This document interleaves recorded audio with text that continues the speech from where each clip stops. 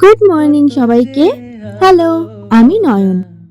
তোমরা হয়তো ভাবছো এই কনকনে ঠান্ডায় ফ্যান চালিয়ে আমি কি করছি।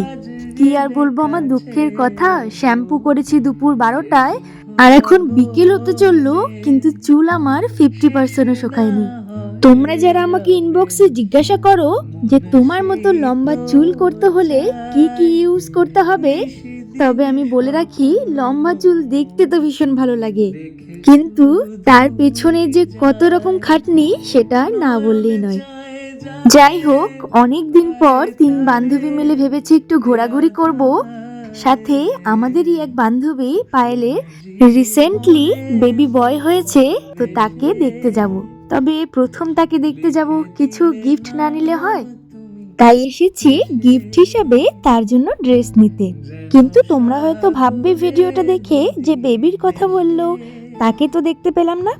কি বলতো, সে যেহেতু ভীষণ ছোট, তাই তাকে ক্যামেরার সামনে আর আনিনি। আর এইদিকে আমরা তো মোমো খেতে ভীষণই ভালোবাসি, তাই সবাই মিলে মোমো খেয়ে চায়ের আড্ডা দিতে দিতে আজকের ভিডিওটা শেষ করছি। তাহলে চলো আজ আসি, টাটা।